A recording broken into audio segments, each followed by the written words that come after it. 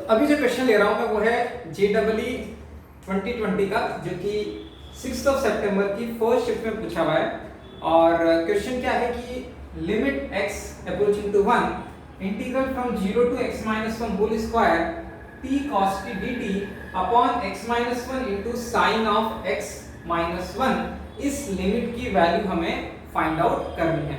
तो क्वेश्चन को देखिए कैसे सॉल्व करेंगे। यहाँ पर न्यूमरेटर में अगर x1 को अप्रोच कर रहा है तो यहाँ पर ये जो x - 1 का होल स्क्वायर है, ये जो वैल्यू है ये तो 0 को अप्रोच करेगी।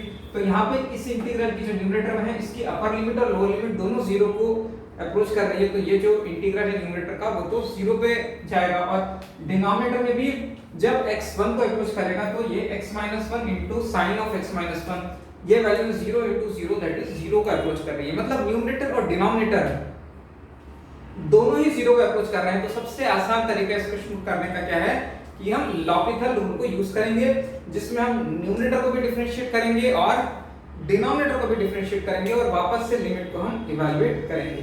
तो देखिए जब न्यूमरेटर में तो इंटीग्रल है, इस इंटीग्रल का डिफरेंशिएशन निकालने के लिए हम क्या कर सकते हैं, we can use the Leibniz rule to find out the derivative of the definite integral. तो इसको कैसे निकाल सकते हैं हम। यहाँ पर देखिए सबसे पहले अगर इस तरह का कोई भी क्वेश्चन आता है तो इसको आप इस फॉर्मूले से यूज करेंगे। यहाँ पर कोई भी इंटीग्रल है जो कि हमारे पास किसी भी फंक्शन f ऑफ t का, इसको मैंने पहले वेरिएबल t ले लिया, f ऑफ t dt, और यहाँ पर सपोज करो लिमिट है यहाँ पे, लोअर लिमिट है कोई x की टर्म्स में एक वेरिएबल की फॉर्म में g1x, और अपर लिमिट है हमारे पास से g2x। तो इसका अपर लिमिट और लोअर लिमिट x के कोई फंक्शन है, तो जो फाइनली जो इस इंटीग्रल की वैल्यू आएगी वो x की टर्म में आएगी। और इस इंटीग्रल का अगर हमें डेरिवेटिव फाइंड आउट करना है तो ये हम डायरेक्टली निकाल सकते हैं यूजिंग द लेबनिट्ज रूल। तो इसमें हम क्या करते हैं, जो अपर लिमिट है पहले तो उसको अपर लिमिट में जो ये g2x दिया है पहले उसको डिफरेंशिएट कर देते हैं। तो ये हो जाएगा g2x का डेरिवेटिव मल्टीप्लाइड बाय, अब मैं g2 को f के साथ कंपोजिट फंक्शन लूंगा तो ये हो जाएगा f ऑफ g2x, और इसको हम माइनस कर देते हैं जो भी g1x से लोअर लिमिट का, जैसे हमने इधर किया है वैसे ही हम लोअर लिमिट के लिए करेंगे। तो लोअर लिमिट को भी मैंने डिफरेंशिएट कर दिया, तो ये हो जाएगा first derivative of g1x multiplied by composite function of g1 in f which is equal to f of g1x।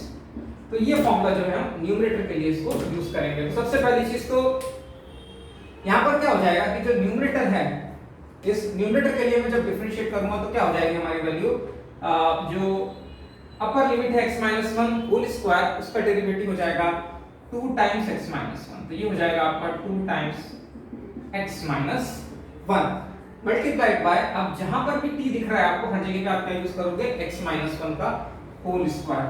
तो बस इसको t की जगह हर जगह मैंने लिख दिया x - 1 का होल स्क्वायर। यहाँ पर cos t दिख रहा है तो इधर हो गया cos ऑफ x - 1 का होल स्क्वायर। माइनस में करेंगे हम लोअर लिमिट का डेरिवेटिव जो 0 ही है, वो कि 0 इज अ कांस्टेंट वैल्यू, तो इसका डेरिवेटिव 0 होगा, 0 into anything will be 0 only.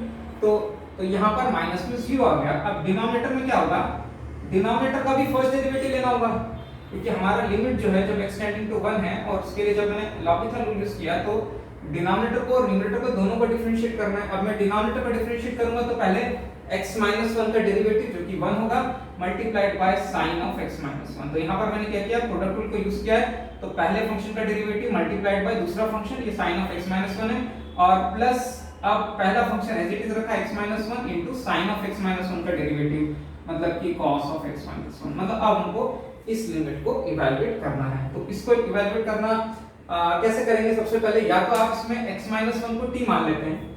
तो उसमें क्या होता है, जब हम चेंजिंग वेरिएबल करते हैं तो t 0 को अप्रोच करेगा, जिसके ऊपर आपको सॉल्व करना थोड़ा इजी हो जाएगा, क्योंकि बार बार हमको x - 1 ही देखना पड़ेगा।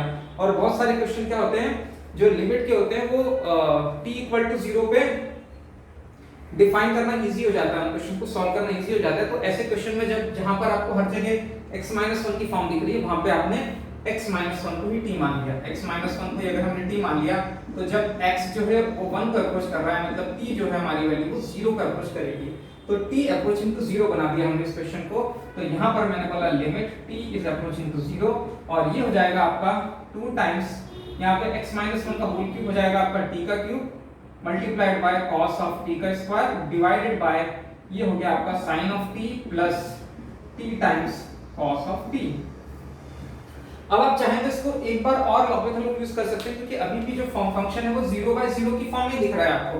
अगर आप न्यूमरेटर को देखोगे तो वो भी 0 का अप्रोच कर रहा है, और डिनोमिनेटर में sin t है, इधर t cos t है, तो डिनोमिनेटर भी 0 + 0 * 0 * 1 मतलब ये भी 0/0 की फॉर्म फिर से आ गई हमारे पास।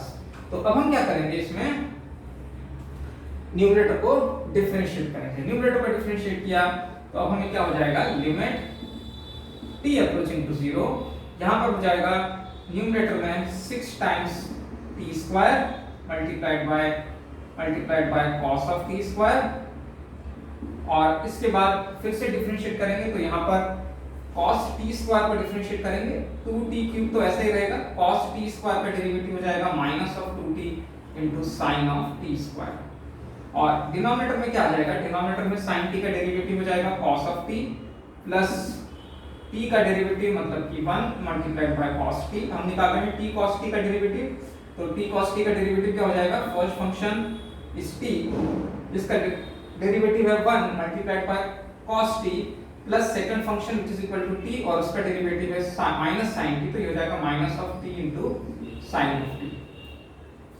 अब अगर यहां पर आप ध्यान दोगे तो अगर न्यूमरेटर t 0 का अप्रोच कर रहा है, अगर t 0 का अप्रोच कर रहा है तो न्यूमरेटर किस वैल्यू का अप्रोच करेगा, न्यूमरेटर अप्रोच करेगा 0 * cos 0 which is 0 -2 * 0 का cube into anything will be 0 only, तो न्यूमरेटर जो है वो तो 0 का अप्रोच कर रहा है। डिनोमिनेटर का क्या हो रहा है, डिनोमिनेटर आप देखिए यहां पर ये तो एक फाइनाइट वैल्यू का अप्रोच करता हुआ दिख रहा है, क्योंकि cos 0 + cos 0 will be 2 * 1 -0 * t sin t 0 का अप्रोच कर रहा है, तो ये हो जाएगा 2।